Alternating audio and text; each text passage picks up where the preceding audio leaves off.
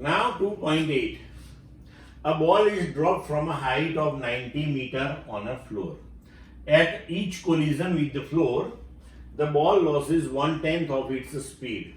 Plot the speed time graph of its motion between 0 to 12 second. मतलब कि 12 second तक की उसकी मोशन हमें स्टडी करनी है. हम जब उसको ड्रॉप करते हैं, जब वो नीचे फ्लोर पे क्लोलाइड होता है, उस टाइम पे वो 1/10 स्पीड लॉस कर देता है. राइट. तो अब इसका स्टडी करते हैं हम. देखो, अब उसको हमने 90 मीटर से रिलीज कर दिया. तो जब वो फ्लोर को हिट करेगा तो उसने कितना डिस्टेंस कवर किया होगा? Obviously 90 metre. तो ये 90 मीटर डिस्टेंस कवर करने में उसको कितना टाइम लगता है, पहले ये देखते हैं. So we can use x equal to v0t plus half gt square.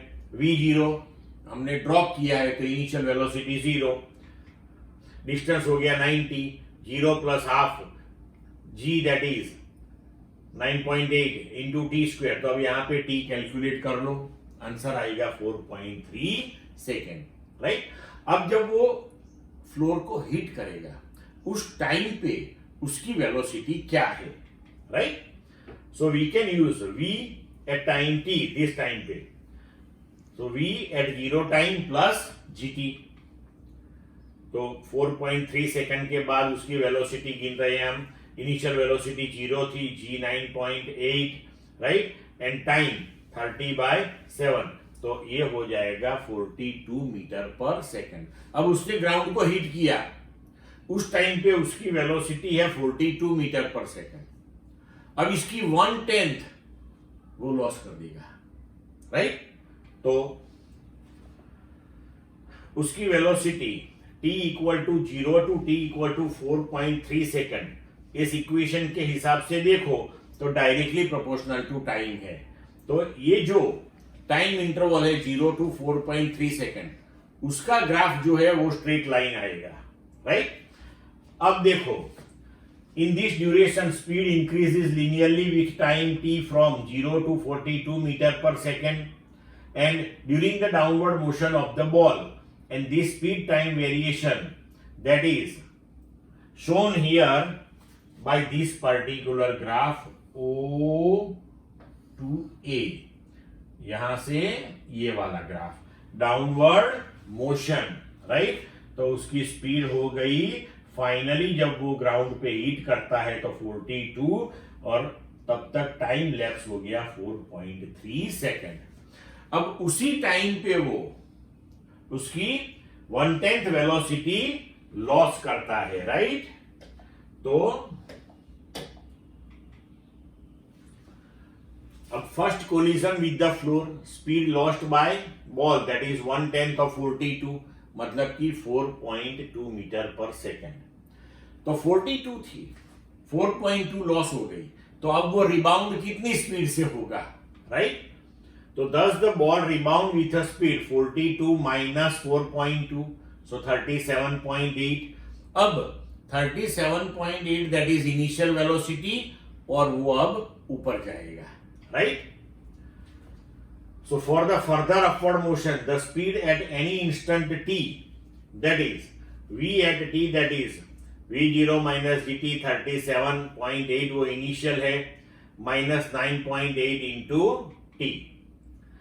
Now जब वो अपवर्ड में मैक्सिमम हाइट पे जाएगा तो फाइनल वेलोसिटी आपकी v एट t वो 0 हो जाएगी. सो time taken that is 37.8 by 9.8, that is 3.9 second. मतलब कि अब वो 3.9 सेकंड में ऊपर जाएगा. हम जानते हैं कि जितना टाइम ऊपर जाने में लगेगा उतना ही टाइम नीचे आने में भी लगेगा. राइट. Same one. तो अब देखो, thus the ball reaches the highest point again after time. पहले 4.3 तो ऑलरेडी पास हो चुका था, और अब 3.9 में वो फिर से हाईएस्ट पॉइंट पे गया. तो टोटल टाइम लैप्स हो गया 8.2 second from the start. So straight line BC. अब देखो, ये जो A to B है वो उसने जो 4.2 मीटर लॉस कर दिया, उसके बाद में उसकी वेलोसिटी आई 37.8, तो हमने ये पॉइंट ले लिया बी वाला कॉरस्पॉन्डिंग टू 37.8, राइट। फिर वो धीरे धीरे ऊपर जा रहा है, तो उसकी वेलोसिटी अब देखो यहाँ पे, तो ये डिक्रीज हो रही है, और जब मैक्सिमम हाइट पे पहुंचता है तो ये पॉइंट सी हमने लिया कॉरस्पॉन्डिंग टू दैट, तो वहां पे उसकी वेलोसिटी देखो 0 हो गई, और ये जो टाइम हुआ अपना वो कितना हुआ 8.2 सेकंड, राइट। तो अब ऊपर से नीचे आने में भी सेम टाइम लगेगा उसको, तो यहां से ये डी पॉइंट तक, राइट, तो यहां तक जाने में भी उसको सेम टाइम लगेगा। तो अब देखो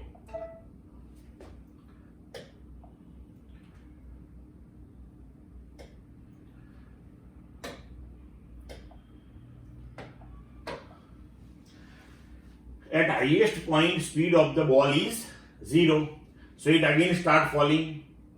So at any instant its speed is given by vt equal to, now initial 0 हो जाएगी प्लस 9.8 into t, तो नीचे से ऊपर जाने में जितना टाइम लगा उतना ही टाइम ऊपर से नीचे आने में लगेगा। So again the speed of the ball increases linearly with time from 0 to 37.8, तो जब वो नीचे हिट करेगा तो वेलोसिटी भी सेम ही होगी, राइट, और टाइम इंटरवल भी सेम पास होगा 3.9। तो अब देखो टोटल टाइम कितना हो गया, पहले 4.3, फिर 3.9, फिर 3.9, तो 12.1। हमें तो 12 सेकंड तक उसकी मोशन डिस्कस करनी थी, तो अब आगे हम डिस्कस नहीं करेंगे, राइट, वो तो ऊपर नीचे होता जाएगा। So this part of the motion has been shown by C D. तो ये जो ग्राफ है C2D वो आपका ये लास्ट वाला मोशन दिखाएगा, उसके बाद हमें ये मोशन डिस्कस नहीं करना है, वो एग्जांपल में दिया था। आई बात समझ में बच्चों, क्लियर?